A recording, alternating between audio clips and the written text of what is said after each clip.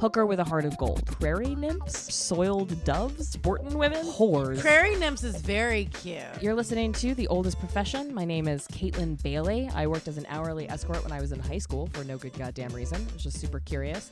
And then when I needed money for the first time, I got into sugaring because I'm not stupid.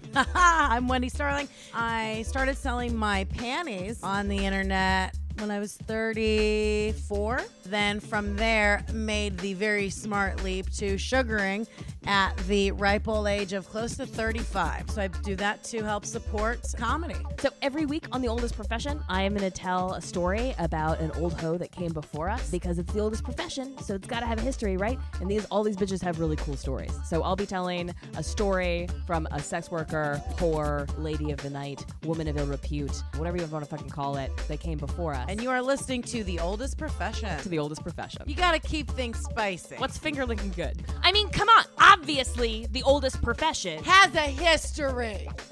Yeah, I want to talk about this thing, like, especially as a sex worker and a female comic and a woman in the world living through this, what feels like a real important feminist moment where we're calling out men in power for sexual abuse. And, like, all this stuff. But, like, as a whore, like, the whore ethics and sisterhood ethics, I think, are different.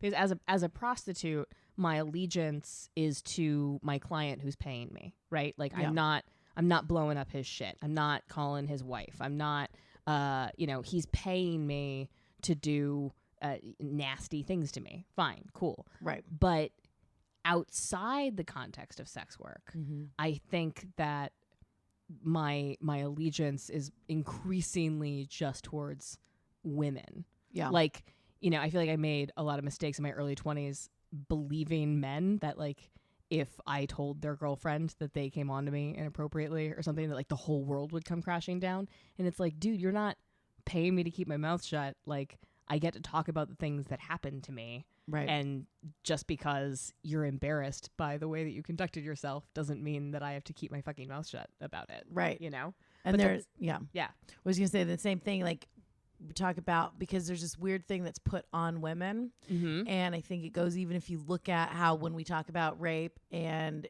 especially religiously, but even non-religious homes, they tell women don't dress provocatively. Look at dress codes in schools, and it's, you can't wear stuff like, don't tempt men. Exactly. So it's put in our brains that, like, if we walk around in a low-cut top or something that's form-fitting, right, and a guy hits on us, it's not his fault. To them. Yeah. What are they supposed to do? They can't control themselves. And so that's ingrained in us. So if a guy who's married or has a girlfriend hits on us inappropriately or hits on a woman inappropriately, the woman feels afraid to say anything. Right, because she knows instinctively that it's going to get redirected at, what did you do? What did you do to cause this reaction? Right. Well, maybe if you weren't dressed like such a whore, my husband wouldn't be hitting. It's like, that has nothing to do, but that starts from when we're young. Yeah. Somehow being told that anything that comes at us is our fault. And it comes, I think, from, like, a place where, like, fathers are afraid for their daughters, and they want to believe that there's something that they can do to protect them from male sexual violence. And there isn't. I mean, like, I think I said this on the last podcast, but one of the heartbreaking stories with Harvey Weinstein was that poor girl that, like, heard the rumors, right? She wanted to protect herself from unwanted advances, and she believed the lie that there was something that she could wear that would signal that she was going to be treated professionally. So she tried to deliberately dress frumpily, and she still got, Harvey still attacked her. So like, it's a lie, but it's a silencing lie. It's because, like, men are not held responsible for their sexual behavior, and women are held doubly accountable for their sexual behavior. And you see that throughout all of human history. And, like, I don't want to be repeating myself too much, but it's like, sexy and strong are not, like, actually mean the same thing. Yes. Right? Healthy, virile, energetic, youthful, maybe. But we've denigrated sexy. I mean, we've not always youthful, huh? No, fair enough. Not always youthful. It's just, but in this society, right? Which I think is another thing that keeps women down. Like, I personally am looking forward to my postmenopausal no fucks to give years. That is something, like, older women run shit. Yes. And I am looking forward to that. But But when we think of, I think like sexy young in the same way that like strong and young, you know what I mean? That like peak physical something. Right. But we pretend that sexy is dangerous. And we think that strong is like A-okay, even though it's the fetishization of strength that leads to all the violence. You know what I mean? Like, it's weird. Well, that's when you look at, and this is something in the business world and specifically in comedy too. And I noticed this, and not always, and this is not a blanket statement, but I mean, just to make a generalization. Yeah. Based on things that I have seen and experienced, the women that society like accepts and lets be in positions of power are either super frumpy women or lesbians, because it's like, well, you think about the like they're Roseanne, gay. they like the Roseanne Barr generation of female comics, right? Like Right. Janine Garofalo, who's gorgeous, Yes. and also if you look at her youthful stand-up days, she is downplaying the fuck out of that. Yeah. You know, even Sarah Silverman, who is knocked down like. She's absolutely stunning. beautiful, absolutely stunning. Tends to be like a dress downer. Like she'll dress up for special events, but I've never seen. She's not like a heels person. And I do that even on stage, and I know that you do that because I've seen you. Like, and I was talking to. I wore something out, like I like dressed up in a cute outfit on a date, and this guy that I remember I was seeing at the time, he's like, "Oh, that's cute." He's like, "Ooh, this is cute." And he goes, "Do you have a show tonight?" And I said, "No, I don't have a show." I said, "That's why I'm wearing, so I'm dressed all sexy." He goes, "You should wear that on stage. That'd be great." He goes, "Because isn't that like, like sex appeal and that sex sells?" And I go, it does as a sex worker, or if I'm trying to get free drinks or like catch a husband. I said, but if I'm going to be on stage or teaching a class or running for office or doing something in a power position, that is bad. Yeah, it takes away from it. And it's because we tell people that there are like two kinds of women, right? There are the women you respect, and then there are whores. Yep. And so it's like, and so even though the most respectful woman is the silent, pious kind that no one listens to because she's not speaking, if you hit that sexy button, it's like you give your predominantly male audience an excuse to not hear you or to dismiss the things that you're saying, right? Because it's coming. But it's also weird because like Amy Schumer's Mostly Sex Stuff special, I think part of the appeal for that, and she talks explicitly about part of her marketing campaign, is to wear a short dress and high heels so that she gets those people clicking through to like stop and listen to her. So there are no like hard and fast lines, but we pretend that female sexual energy is like this mystical, destabilizing force in the universe that has to be contained. It's crazy because I notice the difference when I go on stage, and even when I cut my hair really short. Like when I shaved my head twice, it was because I was like, I need to be focusing on comedy and not dating and not fucking. Yeah. And so I shaved my head. And not, and this sounds I always want to, because it's like, oh, I'm just so beautiful that if I have hair, men can't help themselves. But it's the same mentality, right? Of where I'm like, I'm shaving my head, I'm taking myself out of the game, find somebody else to fuck, leave me alone. So and I think women, I know for sure, I go in and out of believing that. And even with, as far as like going on stage, I don't like to dress too sexy. I wore like a bodysuit the other day. I bet you look so hot. I looked really hot. I had a bodysuit on. There's a picture on my Instagram, but I had a bodysuit and jean shorts just a couple weeks ago, and I went to a show, and Catherine Henson, who's a very funny comic friend of mine, I did her show, and she goes, "Oh my God." I'm like, "Does this look dumb?" She goes, "You look really hot." I'm like, "Oh, thanks." And she goes, "You feel like lost weight or something?" I'm like, "No, this is..." No. And she goes, I'm like, "I would just normally wear baggier clothes on stage and not a lot of makeup." Because even I buy into the thing, and I buy into it, but also it's because everyone else buys into it. Yeah. When I go on stage, especially as a chick, as like an attractive woman, you want people to be listening to the words that you're saying.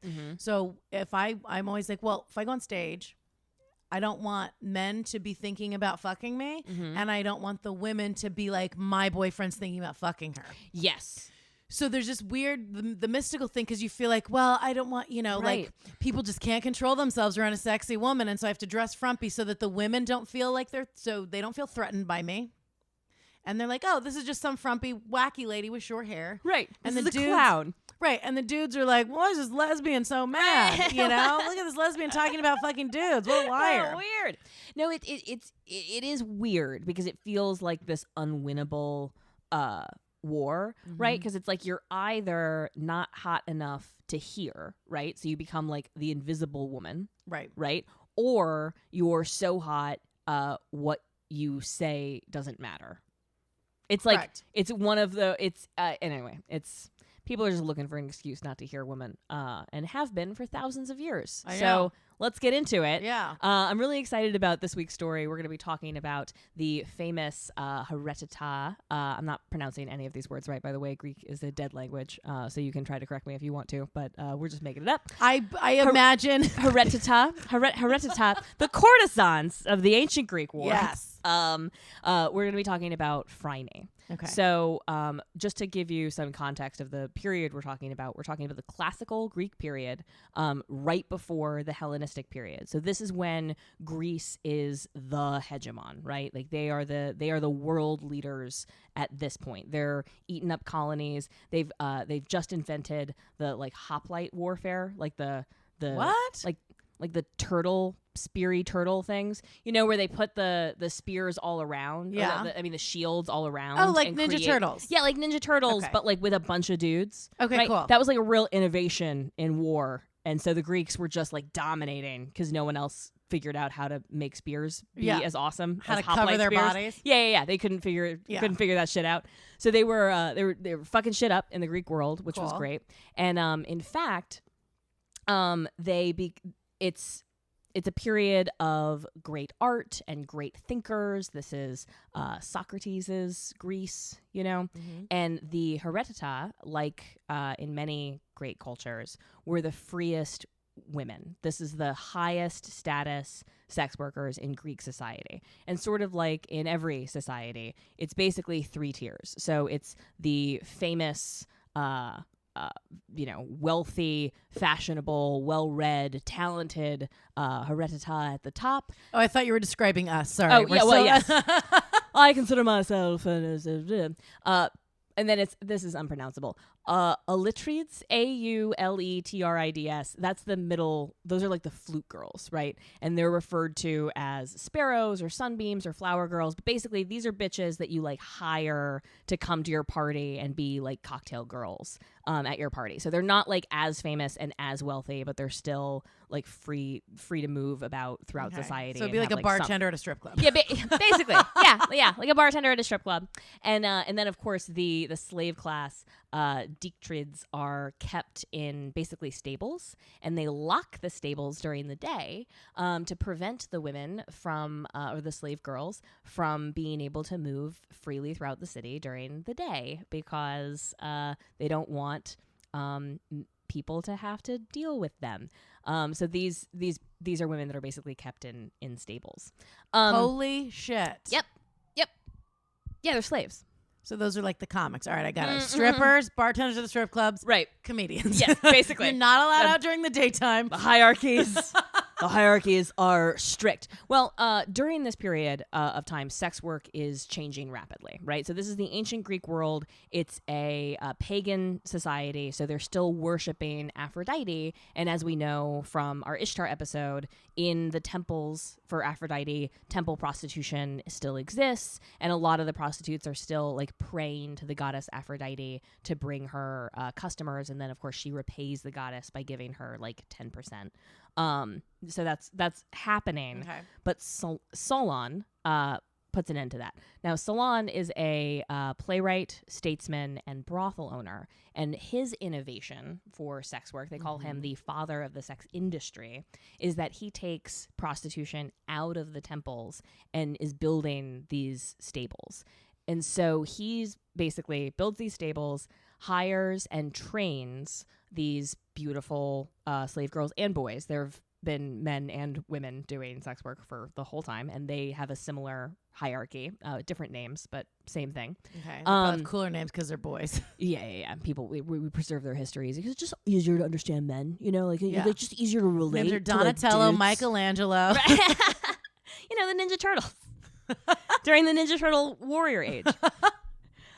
So they're anyway, he takes the prostitution completely out of the temple and makes it a state-run brothel and lowers the fare to basically like the cost of like a bus ticket or like a ferry ride. And these are what the slave girls are dealing with. So at the same time that this guy is running brothels, he's also a quote-unquote moral reformer who's trying to strip women of their rights and specifically trying to strip high-class independent and temple priestess prostitutes of their power. So he's trying to consolidate the sex industry in this horrific like living condition for slave girls, instead of it being an opportunity for women to make their own money. So he's trying to take it out of the temple. And this business model spreads, but he's actually a reason that Athens becomes Athens is because of this change. It becomes like a sex tourist destination. And so really, yeah. Oh my God, he was like it's like the Walmart of like sex work. He's just like, we're all even. Drop the prices down. Yep. And that secures his political fortune, because I'm sure you can understand him making pussy cheaper makes him very popular among the only people who can vote, men. Yeah. Yeah. Holy shit! So then people start coming to visit Athens.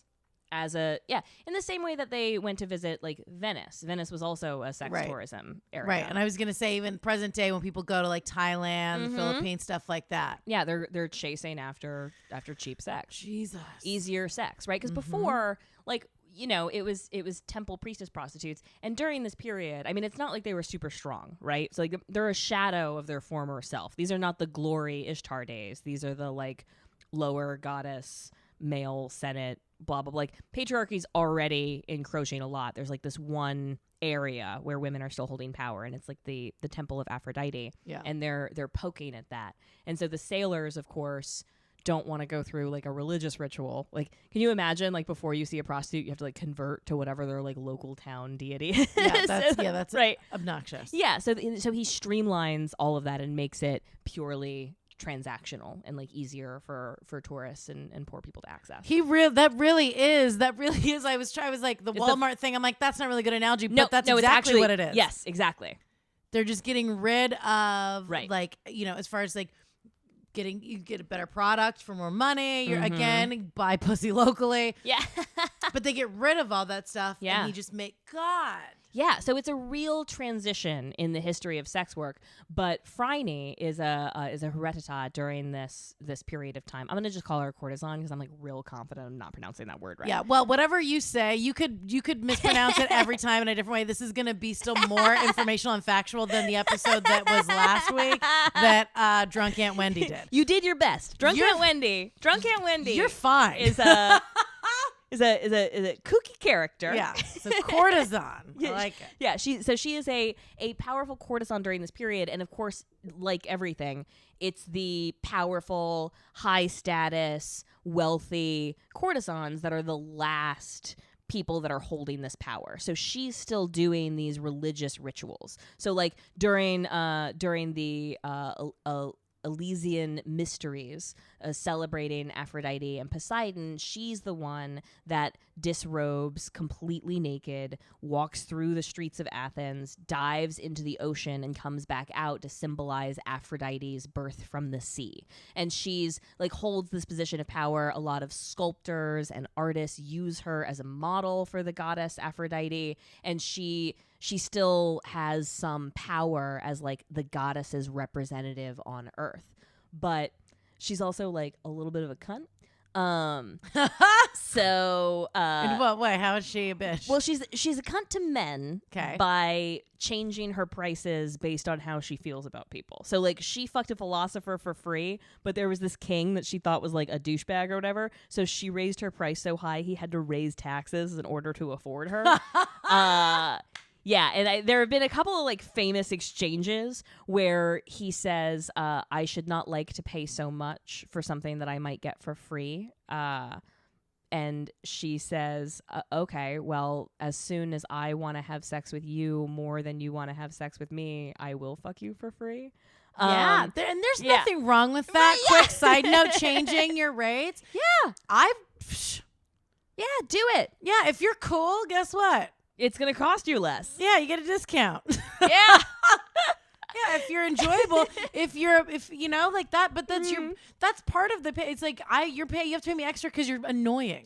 One of my favorite exchanges was some dude rich dude presumably said to her, if I paid that much for you, I would be ashamed. And then she responded, if I took less, I would be the one that was shamed. Yes. Yeah. There you go. Nice. We cheers. We're cheersing our coffee. Cheers, bitch. Amazing. But nice. she was also kind of a cunt to the ladies. I mean, she's like the most. We should probably talk a little bit about her history. She starts off from like farming capers, which is like I wanted.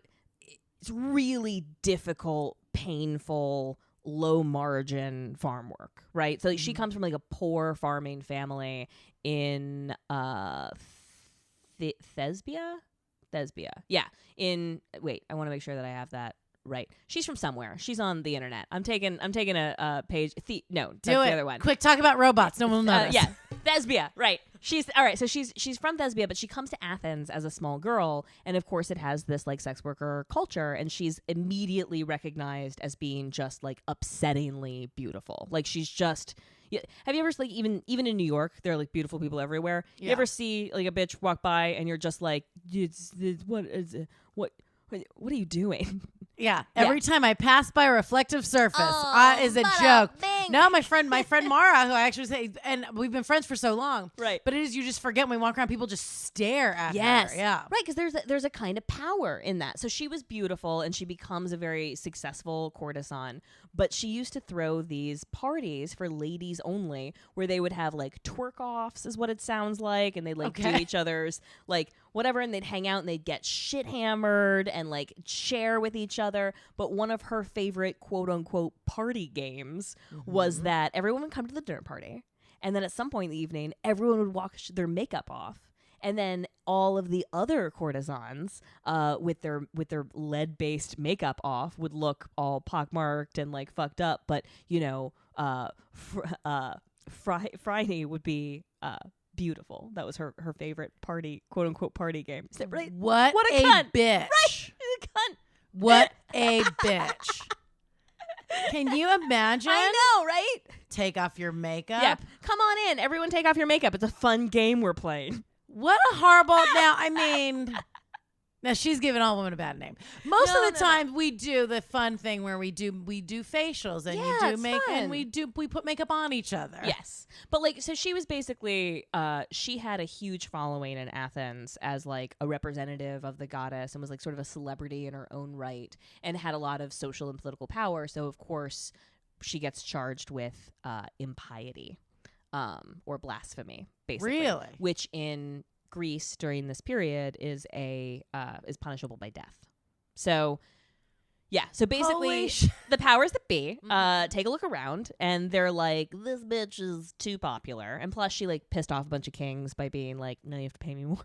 So she's not doing herself a whole lot of. And I'm gonna fuck this poet for free because he's got a better dick than you. Yeah, yeah. So she's not doing herself any favors. But in 340 BC, she is charged with impiety, and something interesting happens. You know, even though she's like a cunt at all these parties, and even though she's like quote unquote the most beautiful and the most powerful courtesan, a lot of other famous independent women, i.e., prostitutes, get together and convince one of the famous orators of the time, who is a client to a lot of them, to represent her in court.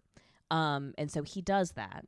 And the story is that because they felt like they were losing, and the legal question basically came down to, is this bitch's beauty witchcraft, or is it a gift from the gods? So he strips her naked in court, shows her body to the jury, and they basically are so awed by the obvious presence of the goddess that they declare her innocent.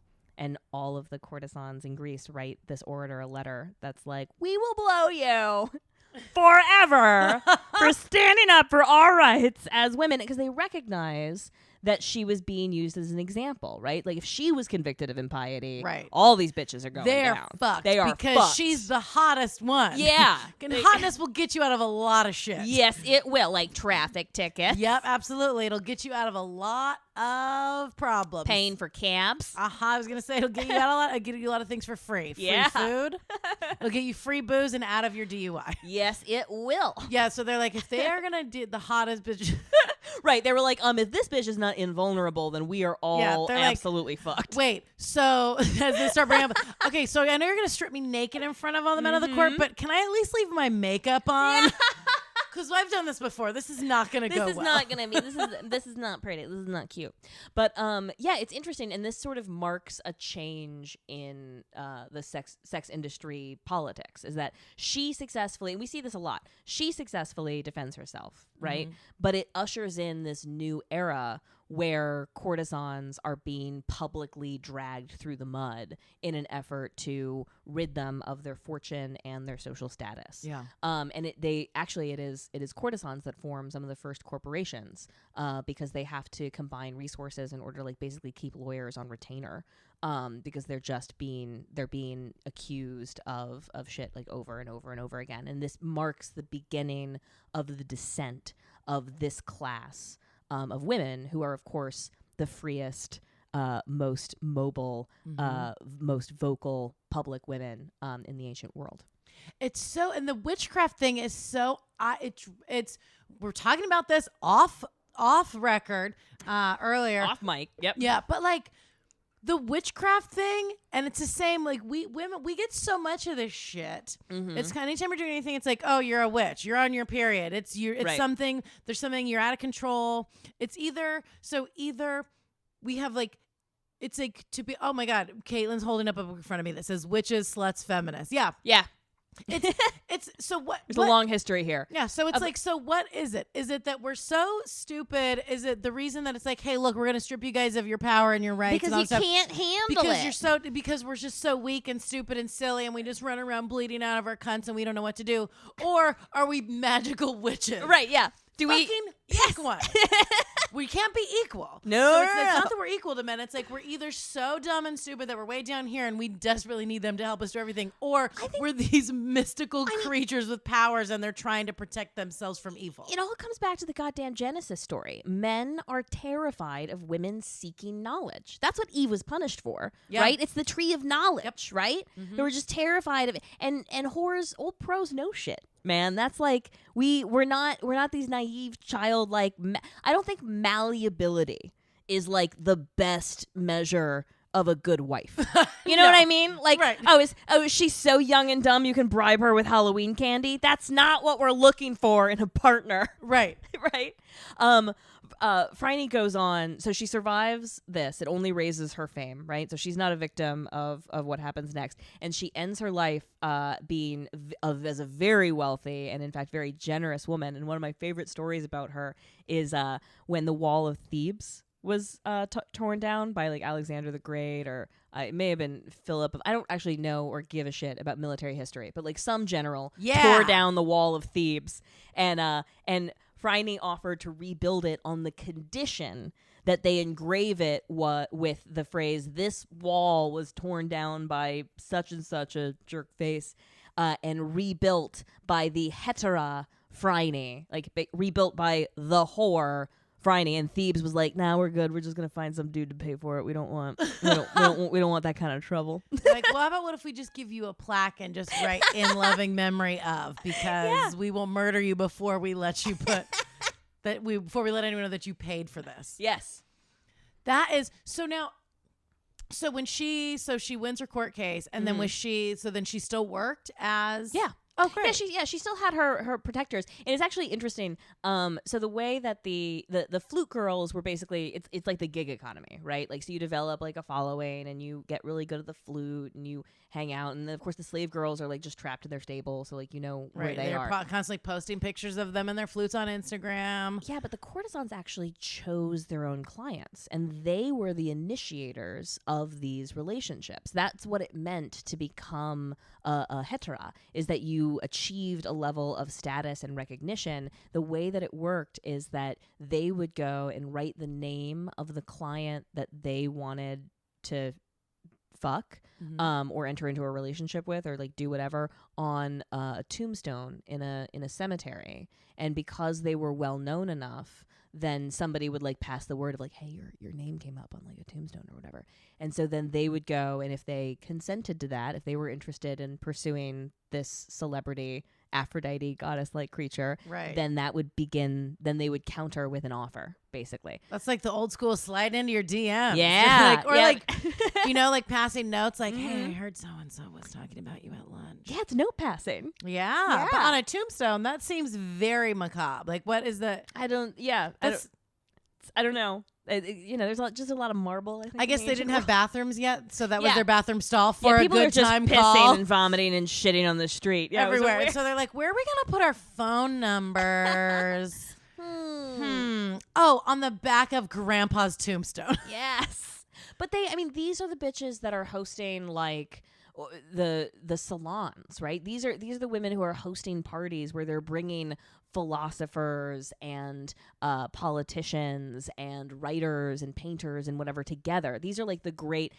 this is what we're missing in DC right now, I think, are just like some powerful social women who are like, you boys need to get drunk and talk about your shit. Like that, it's an important social function of like bringing people together and facilitating these big idea, big picture conversations. And a lot of them were writers and thinkers and philosophers in their own right. In fact, who came first? I always get Socrates and Plato mixed up because I think like one wrote for the other or whatever. Do you remember? Oh, you're going to me? I actually think Socrates. No, with Plato was first. Who died? Who killed themselves? Oh, they are both currently dead. Ding, ding, ding! I did know that, and I didn't even have to. All right, you didn't even have to look shit up. Yep, you arrogant cunt. I looked right in your eyes, not my phone, not my laptop, and I said they're both dead. All right, I think it's Socrates sends his wife away when he decides to kill himself before his official execution, and in fact invites a famous Hereditary to his side because and also his other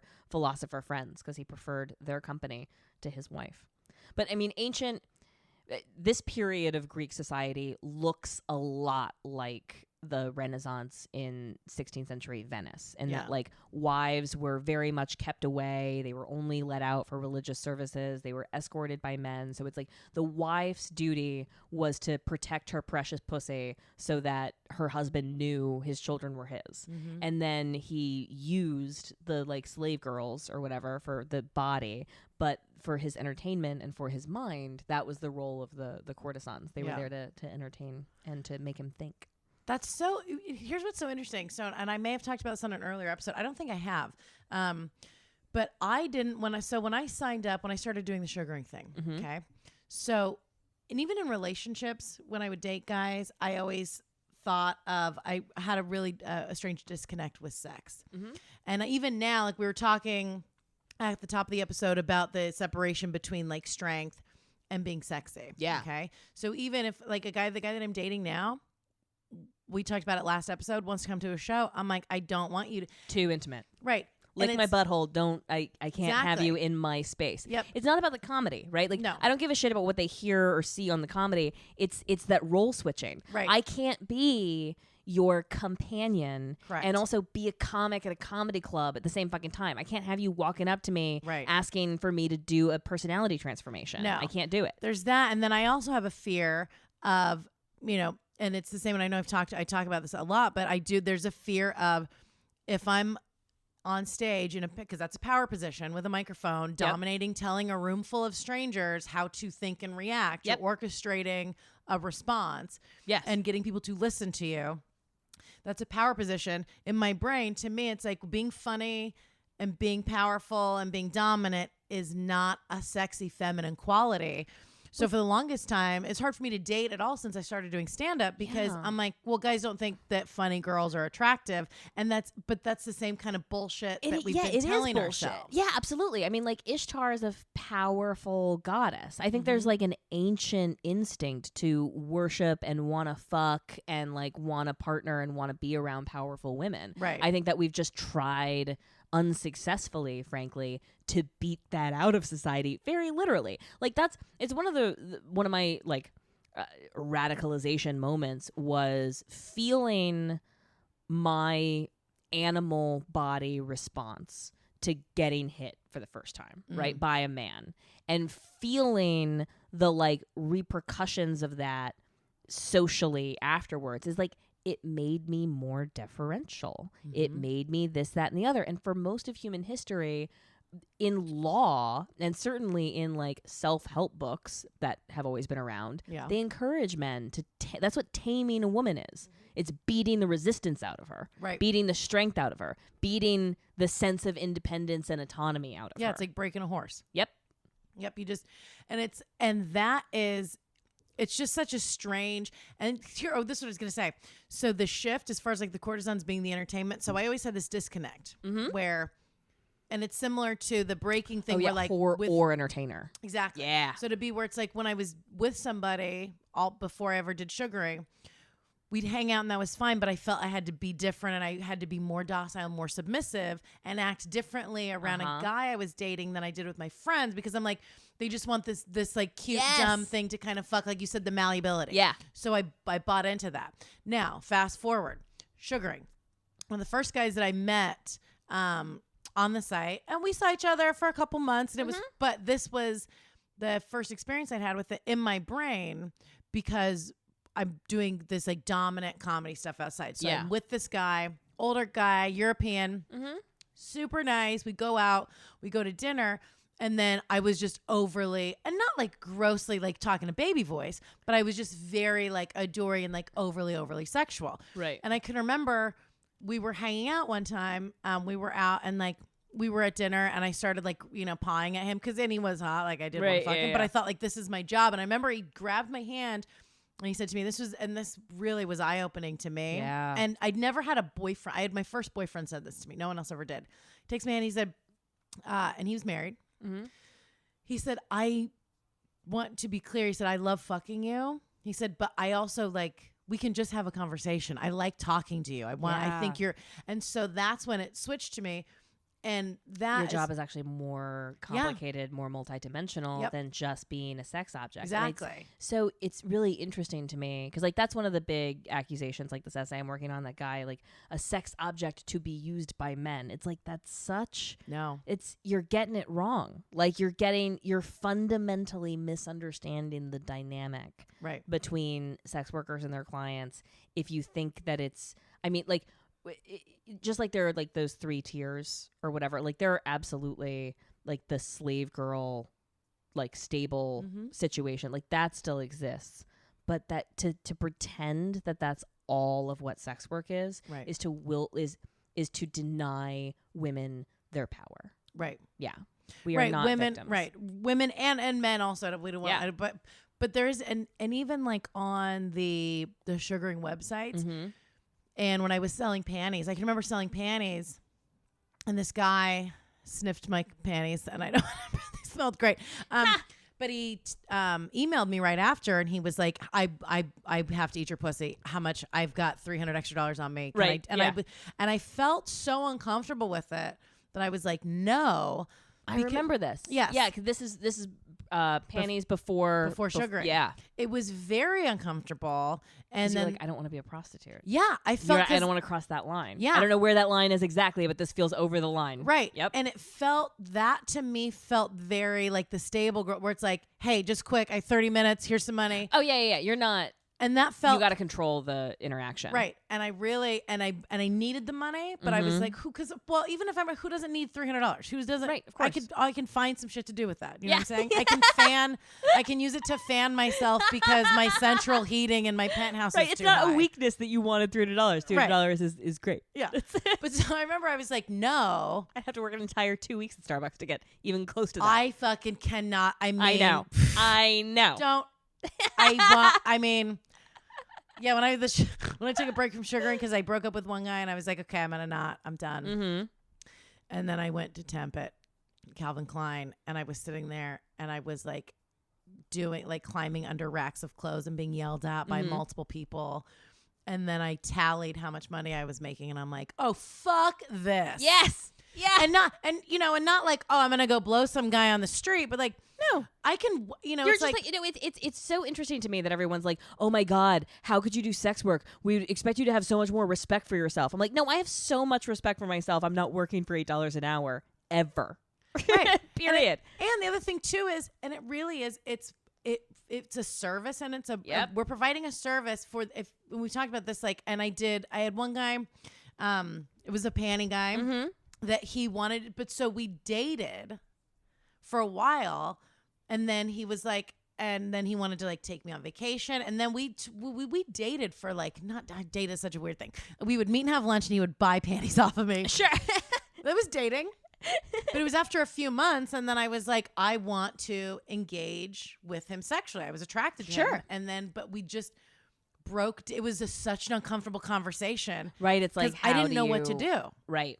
And I mean, that's a steep learning curve. And like, and so I went from hourly escort work, which is very structured, and the rules are like real tight because it's such a high risk thing. You know, it's like life or death. From that into sugaring. So I felt well equipped to navigate that interaction and that negotiation. Mm-hmm. But I think it's harder to go from like predatory dating to sugaring. It's like it's harder.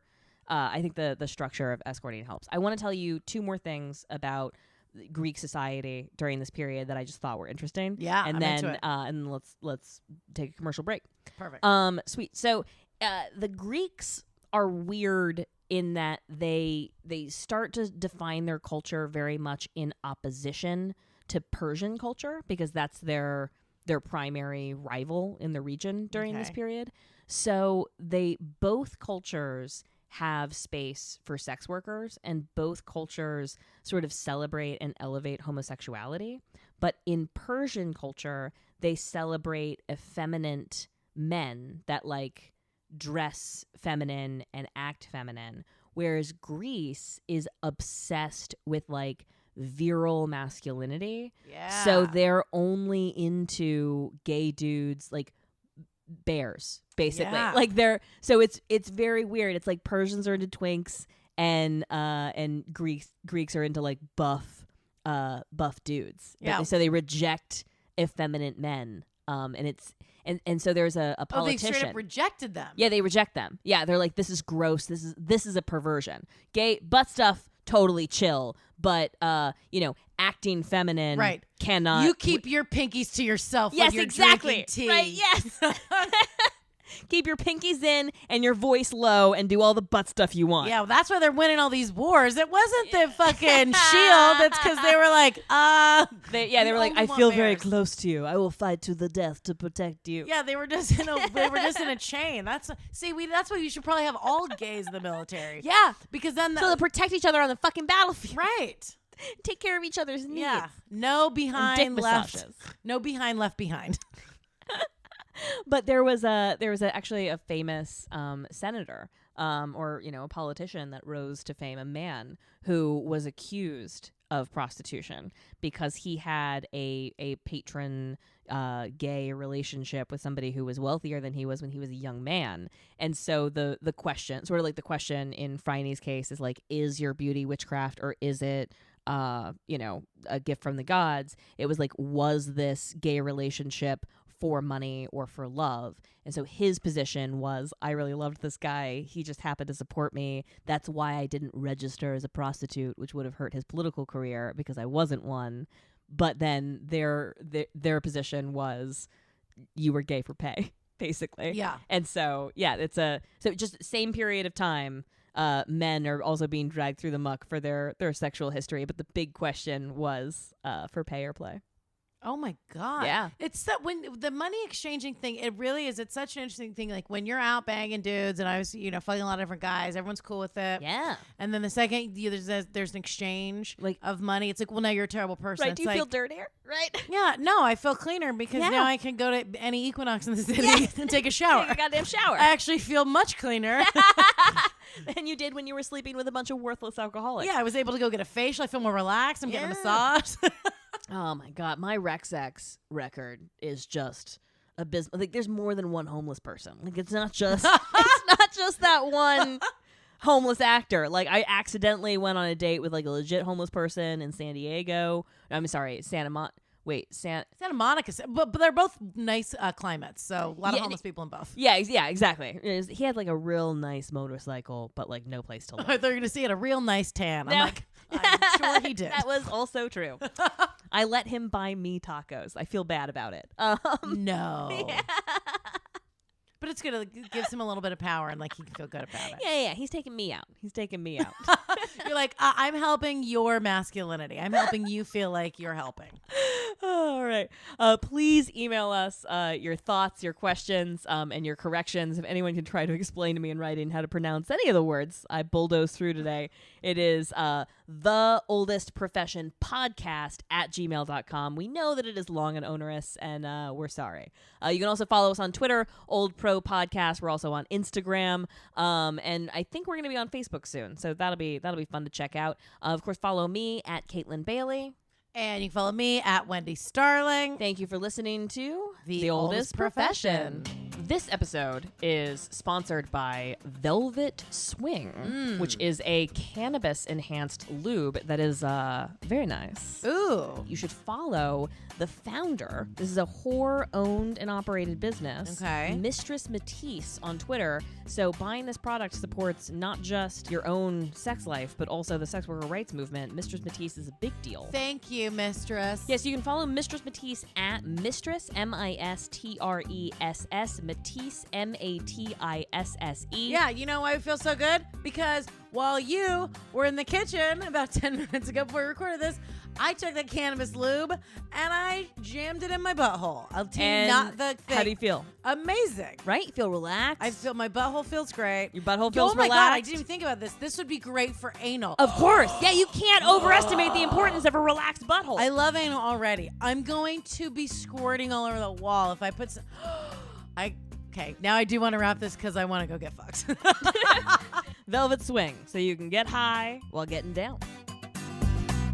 Welcome back. Yeah, so I want to talk to you about the stripper strike that's happening right now in New York City. Yes. Yeah. So it's our friend, Jacque the Stripper. Love Jacque the Stripper. She's amazing. Mm-hmm. I love her book. I love her stand-up. Yep. I love hanging out with her. I love her fucking merch. I have a pin.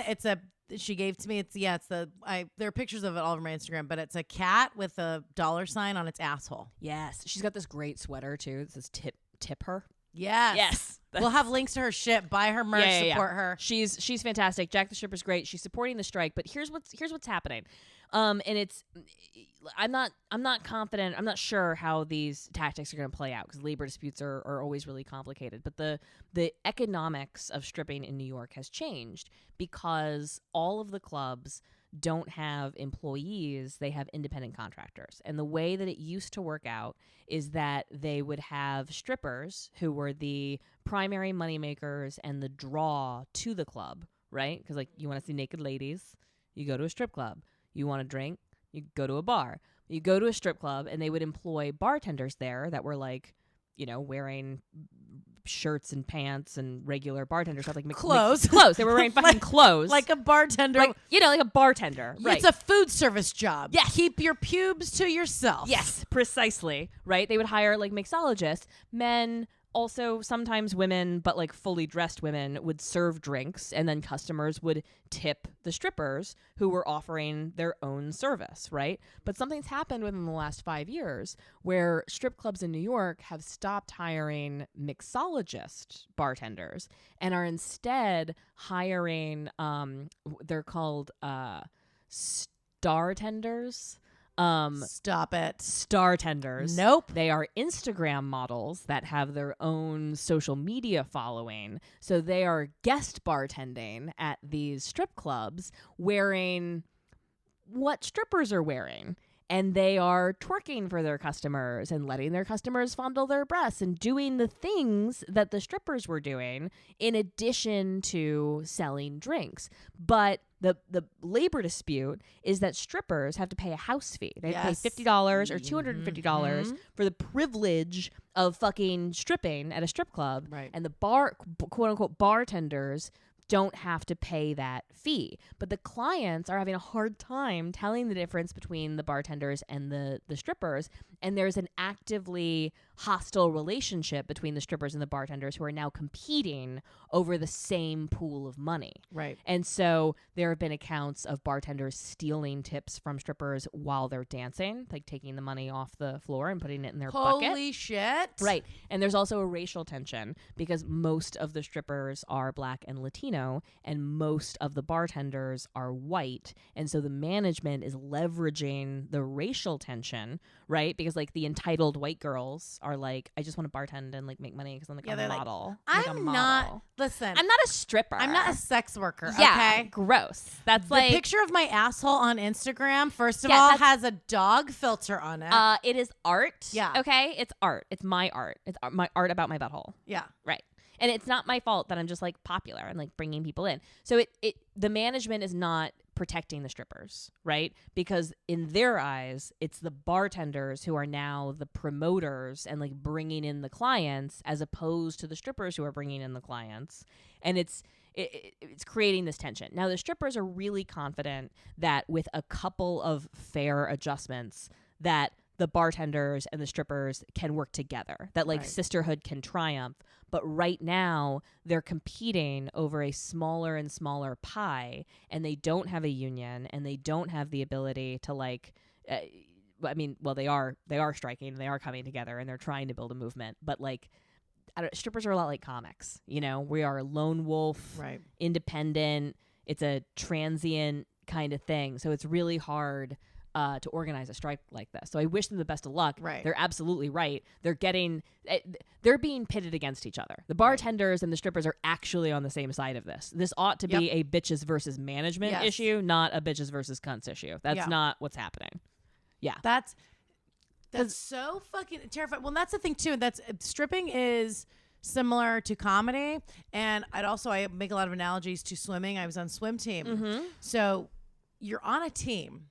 Yeah. But I'm on swim team. Yes, we want the whole team to win, but you win by everybody individually doing their best. Yes. So it's like, did I win the race if I came in second? But if I beat my own best time, that was actually a win for me. If I came in first. Right. So there's this thing where it's like, yes, we're a team, but it's a very individual sport, and you're directly competing. Even though you're on the same team, you're still competing for like, we're on the same team, but I'm the best at this event. Sure. And there's like infighting and status and competition between comics. Right. And also, if anyone tells me they're a comic and they don't have a place to stay, they get to sleep on my couch. We are very much in this together. Oh, yeah. Yep. We are like, it is a comics versus civilians situation. Yeah. In addition to being a comic versus comic thing. Mm-hmm. And so, you know, we don't have a union, and I don't know if we ever will, and I don't know that we're going to put up with the same kind of bullshit that strippers do because it is a predominantly male industry. But this kind of thing ought to be a call to action for sex workers to like get under the same red umbrella and change the predatory like change in business that is resulting in them having the bottom taken out from underneath them. Because like it's a lot like Solon, you know, the playwright who basically took away economic power from women. The same thing is happening in strip clubs in New York. Right. So a lot of the best strippers are moving, but the ones that are staying are banding together and trying to change the way things are done. Well, you know what's interesting too, and this seems like the simple solution now. And as a general philosophy, I, as somebody who's like worked multiple jobs, I'm a fan of like, hey, if you work harder, you get bigger rewards. I'm a fan of that. Sure. Yeah. Now, I wish that that's how things worked. Right. Right. And so as far as like in general, like the idea of like general like socialism, where like everybody, no matter what everyone does, we all get the same piece of the pie. I'm like, in general, I don't know if that works. In a situation like this, though, it is crazy to me. And even if I was in that position as a star tender, which, excuse me while I vomit. Go fuck yourself. Right. Right? You show up. These chicks, no, they're essentially the bringers, right? So they're bringing clientele in. Yeah. Now, they're not professional bartenders and they're not professional strippers. Right.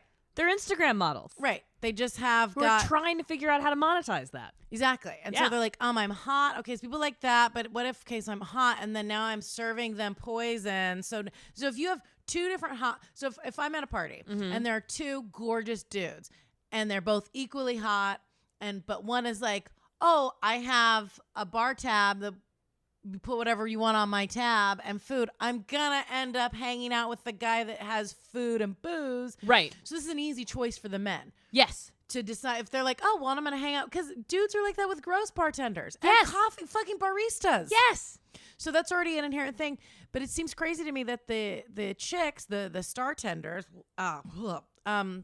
wouldn't be able to quickly come to the conclusion that the solution is, look, we don't want to fight with you. Look, we're all trying to make money. Okay. Mm-hmm. We're all trying to get by and make money. So here's what we're going to do is we know that you guys have to pay a fee and we don't want to fight with you and we don't want a problem. And if the way for them to come together and be chicks against the assholes that are trying to, because the people that are making the most money are the strip club owners. Yeah, yes, of course. Right. Management. Exactly. Always. So those dudes are making the guys in the back smoking cigars, not showing their nipples because no one wants to see it. Absolutely. No, they wear the pepperoni areolas. Yeah, It's very gross. Always on always so much hair. Always on a guy with bigger tits than I've ever seen on a woman. But like, if all they would have to do is say like, look, we know like this is shitty and like we see that you're upset and we're not trying to fuck with your shit, but we are trying to make money. So then just like give them a little off the top, or like, look, we'll pay for what we'll reimburse you for your fee. We'll cover half your fee or whatever. Easy.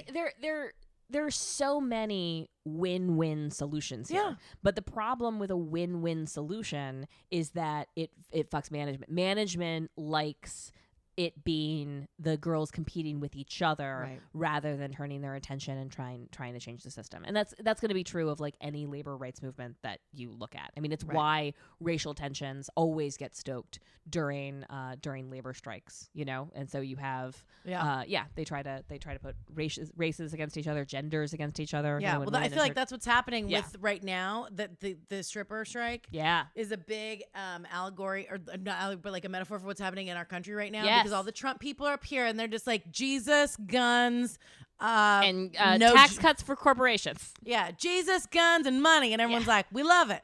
And then the rest of us are like, oh, you guys are bad guys. And like, but what's happening is, and then, you know, but then when you look at the division with us, like the rebel force, instead of us banding together, we're like, oh, wait, well, now let's talk about, but how even within like different races, even within like people of color, I've read something, not even read it, but just like heard arguments where it's like, my friend was like, yeah, well, she's like light skinned, and it's like, what are we doing? And then it's men versus women, and it's like, stop it. Have you seen Ali Wong's special? Yes. I'm gonna butcher her joke because I can't remember all the countries, but she was like, I'm half Vietnamese, half Chinese. My husband is half Japanese and half Thai, and we spend 100% of our time making fun of Korean people. Yes. Yeah. It's, and so that's innate. But what happens is, you're right, they feel like they stoke those. Yes. So that it makes it harder to cooperate. Right. So then we can't get anything done. Because they have to do that because we have a natural instinct, I think, to cooperate. I think that our cooperative instinct is actually more powerful than our competitive instinct. I think that we wouldn't have made it this far as a species if we weren't on some way wired to cooperate with each other. Right. And it's interesting to me because I think I haven't dug into this issue as in depth as I would like to, but I imagine that one of the dynamics happening between the star tenders and the strippers is exactly what you said before. This whorephobia. I don't want to be like a stripper. I don't want the low social status of a stripper. I'm a bartender and a celebrity on Instagram. And so I think that it's stoking that like woman versus woman thing. Yeah. And people are always trying to do that. And we were talking about like with any time, like if two men are in a fight or an argument, it's like they're just two powerful men and they're really competitive and they just both believe in their opinion and their usually cause. Fighting over a woman. Yeah. Yeah. That's when dudes get in fights where it's like a legit fight. Like if it's a business thing, right? Like if they're two competing businessmen. They find win-win solutions in that though. Right. And nobody goes cat fight. Yeah. No one goes like, oh, are they on their period? Do you know what I'm saying? Like with women, anytime there's a disagreement, it's like, this is an unsolvable problem between two irrational bitches. Yeah, and it's not. And it's like the opposite, but it's just this thing that's put in us. And it goes back to even the thing of like, oh, you have a mystical power. And it's like, you can't, well, if you walk around and look hot, then it's your fault. And like, there's so many instances where there's an affair, like a married guy, like, and then the wife, instead of getting mad at the husband and divorcing the husband, like, it's mad at the chick. And it's like, motherfucker, I'm not married. Yeah. Bitch, I am not married to you. And this is not, you know, and it's like, and it's a weird thing now, obviously, like, if it's a client. Yep. Like you said, my lead, I'm not going to say shit to the wife. Yeah, no, it does create this sort of like weird, yeah. I mean, the allegiances get complicated in you're not involved in a labor dispute with people's wives. You know, like that's not. Right. But yeah, I think under the same roof, in the same workplace, we got to find a way to cooperate with each other, or we're not gonna stand a chance. Right. And so you said too, with with money, and I understand everybody wants money and we need that, but it's scarcity mindset will fuck you up there. And that's, I think, a thing that I wish was more a part of the ethos of like all of these movements, like all these labor movements, is the basic recognition. I think this is part of the Occupy Wall Street ethos, right? Is like, there actually is already enough money. Yes. There's already enough out there. This scarcity mindset is thrust upon us.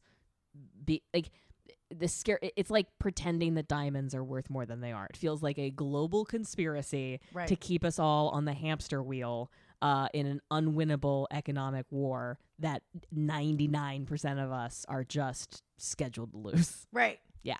Yeah, it is. And it's my stepdad growing up. My stepdad would always be like, they were really poor growing up, my parents. And then as they worked and they saved their money, they would be like, if first it was like 10 grand in the savings account. Yep. If it dipped below that, we're poor, we have no money. Yep. And then as they made more money at work, then it would, and my mom was telling me this, like, well, when I saw her a couple months ago, and she's like, oh yeah, every Christmas he would be like, we're broke, there's no Christmas. And she's like, but that's because the standard just got higher. But so then to him it was like, oh yeah, it's like, there is, but he would scare the shit out of us. Yes. So that we'd be like, oh God, don't ask for anything. And we're like eating like chili that expired the week before and like Dinty Moore stew. Right. My mom did this to me because like both of my parents grew up poor, but like my father was like 38 when he had me and was like in a place in the military where like we were upper middle class. My dad grew up like poor, like Catholic orphanage, rural Kansas, water pump, living out of a motel when they lost the bootlegging money, like poor. Shit. So when I was growing up, my dad was always like, we're rich. I made it. You're never going to be without air conditioning. You know, like I did it. Like I achieved the dream. But my mom grew up like lower middle class, youngest of 4. Her father was a sociopathic milkman. They always had like enough money, but like, if that's not a play you write at some point, sociopathic milkman. Sociopathic milkman. That's it. Yeah, it's my grandfather. Grandfather, sociopathic milkman, hard-edged bootlegger, born in the 1800s on the other side. I come from a real fucked up family. Nice. But she was never like survival poor, but she was like social status poor, if that makes sense. And she's never let go of that fear. So growing up, my dad was always like, we're rich. I did it. And my mom was like, we are one mistake away from the poorhouse. And I was like, which is it, motherfuckers? I think you're looking at the same Excel spreadsheet. I think you're both wrong about how much money we have. Yeah. And that fear. Yeah. And you talked about, and especially like we're talking about with the hierarchy of the courtesans, the flute chicks. Yeah. And then like the slave girls. Yeah. Earlier in the episode. Survival, the exploited. Right. That's when you have that point where you're doing things out of fear. Yeah. Then you're seeing, as specifically to sex work, you're seeing clients that you don't want to see. Yep. You're doing things that are unsafe and dangerous. You're taking risks that you shouldn't take. You're not listening to your body when it tells you to stop, right? Because your scarcity mindset, fear of like lack, will override your body's fear of attack, and you'll scramble your senses. Right. So yeah, and I know it's so hard. I mean, when I always knew that my worst case scenario was not going to be that bad. I always knew that poverty was going to be like a temporary thing for me. Like I could just like apologize to my parents and think things would be fine. But like when I was doing it myself, you know, when I was like stealing toilet paper and sleeping on yoga mats and like just have a heat rash and a yeast infection at the same time and just like falling apart physically, not sleeping, doing like 6 dead end bullshit pennies jobs is when I went back to sugaring. And he offered me hundreds of dollars, which would have temporarily solved all of my temporary problems. But I made him take me on like 4 dates before consummating our relationship and just acted like I didn't need it. Yep. And got him up to $5,000 a month by rejecting my own anxiety, by rejecting that scarcity mindset. Yeah. And it's a power move, and you do feel better about it. And even though, and if you're listening and you gotta set your own boundaries. Right. And whatever they are. Yeah, exactly. Whatever they are. And I can, and from personal experience, if you're listening and say you feel like you're stressed out and you're like, but I need this cash. If you have enough money to survive, but you feel like you're at your wit's end, and maybe, I would have a guy be like, what are you doing this weekend? And he was really abusive and aggressive. Yeah.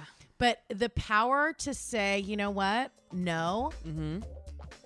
Will build you up so much more than a couple $100. Yeah, I mean, I think it's the best use for Nancy Reagan's Just Say No campaign. Thank you so much for listening, guys. We'll be back next week. This is The Oldest Profession. Bye.